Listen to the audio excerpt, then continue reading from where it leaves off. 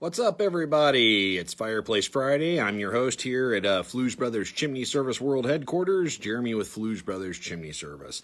What's going on today? Well, it's a Friday, and we are kind of almost done. We always do like a cleanup around the shop here. We're down one gal, Cheyenne, is on vacation this week. We had a new guy start. His name's Bo. He's going to work out just fantastic. Really enjoy having him here, and it's nice and quiet in here right now. I get to do laundry today, which we always use fresh, clean tarps when we come into your home, and so we end up with a lot of laundry. So we have, here, let me show you, we have these 2 washers, 2 dryers, and then of course everything's stacked up. Those are the clean ones I gotta fold still. Then we put them on the shelf over there. So I'm gonna work on that as I'm working on this beautiful stack of work here. Always busy here. You know, things, when people come into work, they sometimes don't realize how much work behind the scenes it takes to just have everything ready for them to do their job. So that's what I'm working on here in the office. I kind of lead the crews, and we've got group lines, so guys have questions, need some help on stuff, we can guide them through that and stuff. We kind of got our own technical support department, which Tyler usually takes care of that. He's out in the field today, so I'll be trying to help him with that as much as I can, try to take a little bit of that burden off of him. So what are we going to talk about today? Well, besides the Chiefs playing in the Super Bowl Sunday, that's exciting. So drink responsibly, eat responsibly. Probably not a good idea to go to parties where there's dips and chips and community food and things. You know, I think we're finally starting to see a little bit of clearing. I heard this morning, and this is just hearsay, that one of the local school districts, I guess, is going to start going back to full-time school, I don't know, here in a few months or something, which is exciting, very exciting. Hopefully it works out. But with that being said, it is going to get very, very, very, very cold starting tomorrow, and going to be extremely cold, like into the single digits next week. Not exciting there, but it's got to happen every year, right? So we're trying to rush out. That's why it's so quiet here. The guys are, it's a little nicer out today. I think it might get up to 40 today. So they're rushing around trying to get stuff done because it's probably going to be a little bit of a challenge next week, because it's really, really hard when we have sub-freezing temperatures to do a lot of exterior work on homes. We can do chimney cleaning, inspections, no problem. We can do inside work, stuff like that. But the exterior stuff, since the surfaces are so cold, we want to make sure we have proper temperatures to do a good job. Of course, we determine that, and we always tell people, look, if you have a concern, if I feel it's not a concern, if they have a concern, I talk to them about it. And if they still have a concern, we reschedule them. I'm not gonna, we don't argue about stuff like that or what have you. We want you to feel confident that you're getting quality work, and of course, I've got to own that quality work, so I want it to be quality as well. But with that being said, let's talk about one thing that is kind of an all-time, all-year-round thing that we do, especially when it starts to rain a lot, April showers type things, because that's going to be coming up here pretty soon. And with all the snow, etc., this time of year, we start getting a lot of phone calls on water leaks. Water leaks, one of the major things we do, one of the major services most chimney sweeps provide. Because chimneys leak. They all leak. So if you have water coming in or what have you, definitely want to resolve that leak. And just through the inspection process, we will point out potential areas that might be leaking. Just because you don't see water doesn't mean it's not leaking. So let's talk about one aspect. We actually make these here in our sheet metal shop. I'll take you out and show you one and kind of explain it to you. It's called chase tops. So if you have a wood-sided chimney with what's called a prefabricated fireplace in it, there, I'll show you what that looks like out here in our little training area. This right over here is a prefabricated fireplace right in front of us right here, right? So it's a metal box, and it's got a pipe off the top of it, air-cooled pipe. It's an air-cooled box. So it looks like this. Of course, yours is going to be finished in a wall or what have you. At the top is a metal pan. It's called a chase top. When that fireplace is first put in, typically that chase pan is fabricated on site out of a flat piece of metal with a hole in the top of it.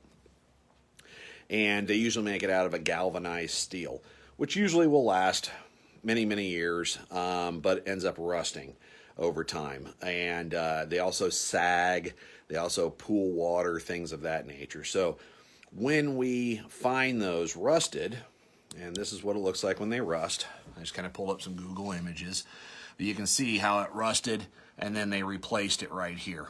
So when we replace those, we replace them with stainless steel, roughly a 24 gauge stainless steel. So it's a nice thick stainless steel, and stainless steel won't rust. And that's what we want to go for. We want something that's going to shed the water. We want something that's going to live out the rest of the life of that fireplace.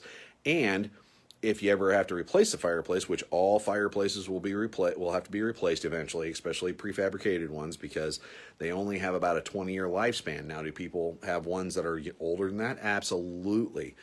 But what happens is over time, even if the fireplace has replaceable parts, the manufacturer goes out of business, they stop making parts for them, what have you, and then we're kind of just stuck with replacing it, which is absolutely normal. It's kind of like any appliance in the house, like an old oven or an old microwave.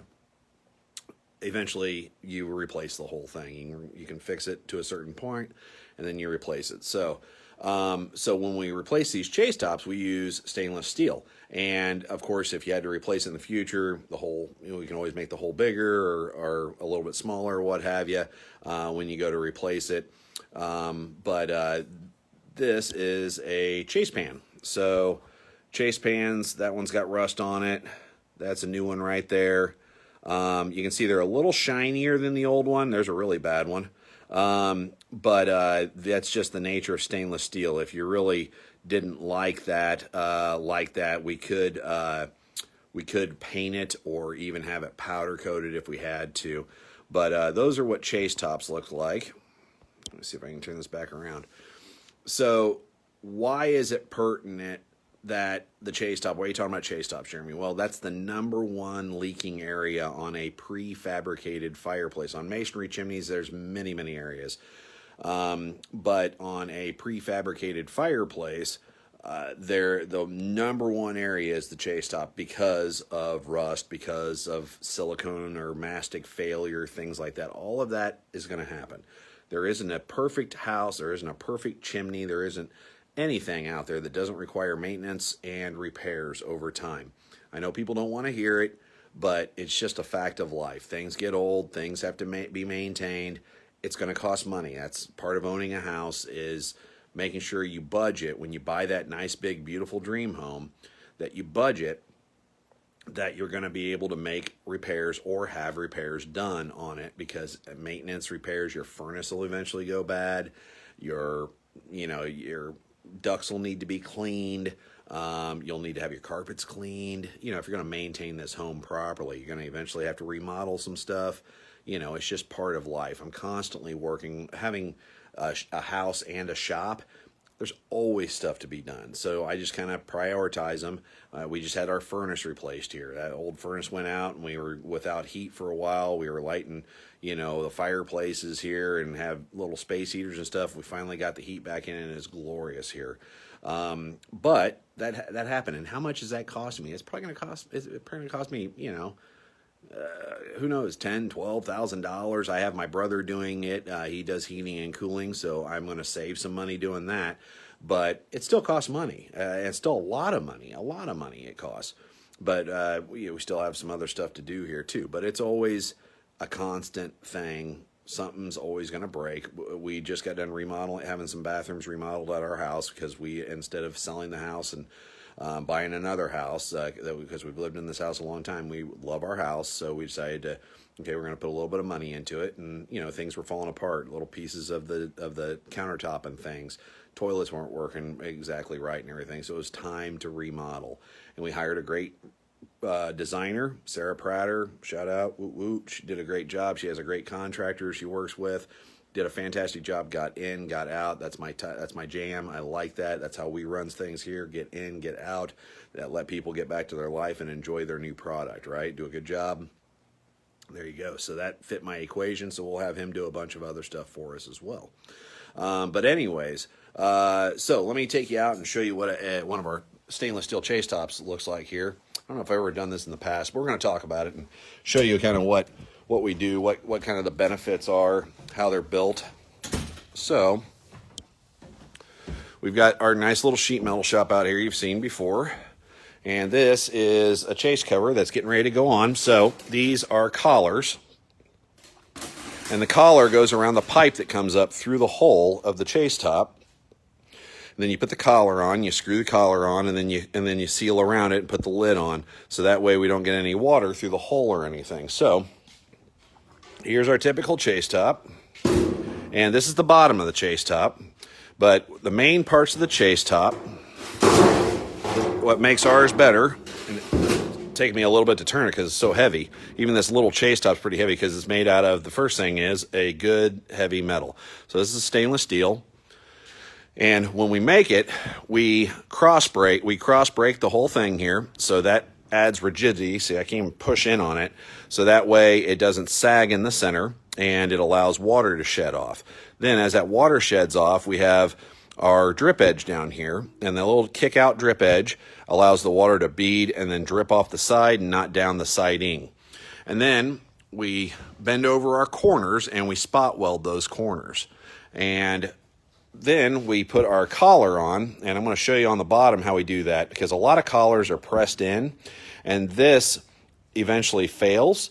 And if it does fail, we don't want it to leak, even though it does need to be replaced every so often. It's a maintenance thing, but we don't want it to leak if it fails and nobody realizes. So this is all spot welded, and I'm going to show you. We have a tool that actually bends this up. So you see this little rim in here? That little rim, so if water gets under this collar, will stop that water from dripping down into the chase itself. So that's a neat little secret, and that's what sets us apart from a lot of the other chase top manufacturers and the chase tops that you buy local from maybe a sheet metal shop or something. We know where things fail and we want to do something about that. So a nice little deal there. And then we use a high grade mastic that matches it, kind of silver, and spot weld the collar on as well so that doesn't fail. Coming down here on the bottom, you can see this is rolled into that. That isn't an easy task. That isn't something you can just take a hammer and whack, whack, whack. So it's all rolled into it. And then on the bottom of this, we put a tab of silicone in all the corners. And there you have it. That way, it won't leak. And it's a good solid chase top. It's going to last many, many, many, many years. So that's how a chase top should be done. But like I said, there's many different variations out there. We do it this way because I found that this is the best way for us to ensure that it won't leak, even if a little mastic fails over time or what have you. But still, that mastic would still need to be replaced, of course. But we don't ever have any problems with our chase tops. Never had a callback, knock on wood. Knock on wood, never had a callback on one of our chase tops or anything. They hold up, a lifetime warranty on it. You know, they aren't going to go anywhere. So that is a little explanation of chase tops. I'm going to get back to work because it is busy here. And if you have any questions, give us a call at the office, 913-236-7141. If not, we'll see you next Friday on Fireplace Fridays.